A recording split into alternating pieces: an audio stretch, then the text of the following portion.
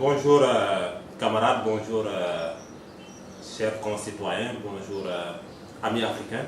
Ça fait longtemps nous n'avons pas fait de vidéo sur le livre qu'on suivait avec vous, particulièrement ou de façon plus précise, il s'agit de l'art de la guerre de Sun Tzu.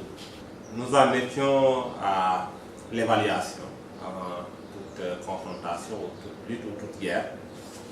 Et Sun Tzu nous avait dit qu'il y avait 5 facteurs qu'il fallait impérativement évaluer avant de s'engager dans un rapport de force.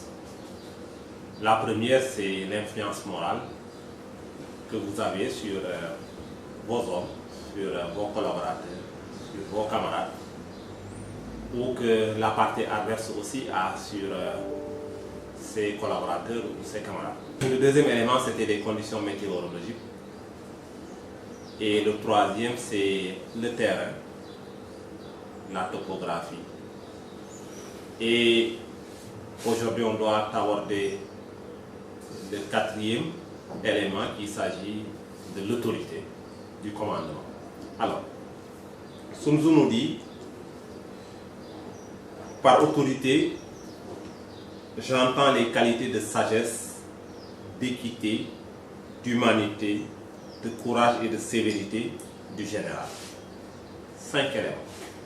Il dit par autorité, il entend les qualités de sagesse, d'équité, d'humanité, de courage et de sévérité. Alors, Lin Kuei nous dit que ces 5 qualités sont celles du général. De là vient le nom que les Chinois donnent au général. Il s'agit du respecté. Alors, c'est pourquoi ils appellent le général le respecté. Parce qu'il a ces 5 qualités. Et je les répète, il s'agit de la sagesse, de l'équité, de l'humanité, du courage et de la sévérité. Et Zhong nous explique pourquoi le chef doit avoir ces 5 qualités. Pour un commandement, évidemment. Pour un bon commandement. Il dit la sagesse. Pourquoi la sagesse?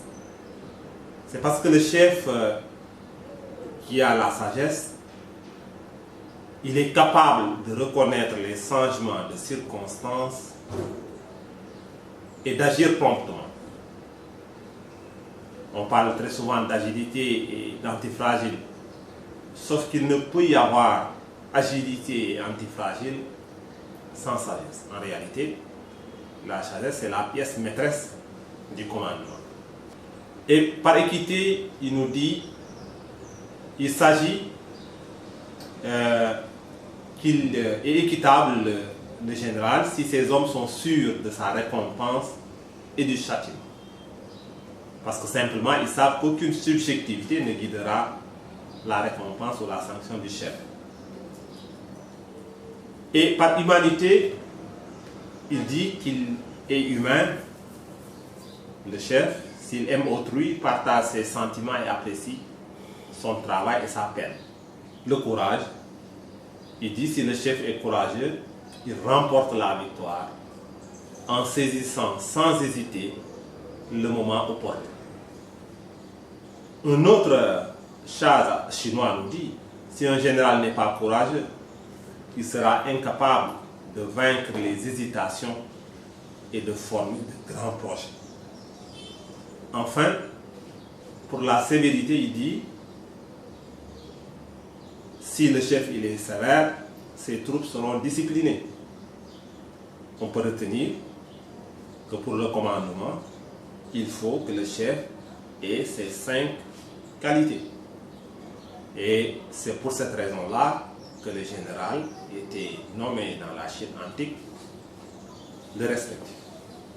Et ces 5 qualités, c'est la sagesse. Il s'agit de pouvoir percevoir, comprendre les changements de circonstances et de s'y adapter promptement. L'équité, il s'agit d'être juste qu'il n'y ait aucune subjectivité dans tes jugements et que chacun soit sûr de la récompense s'il a bien œuvré et sûr de la sanction s'il a fauté. L'humanité, c'est aimer autrui, partager ses sentiments. Et la sévérité, c'est pouvoir sanctionner vigoureusement s'il le faut pour tenir une certaine discipline du groupe. Et enfin,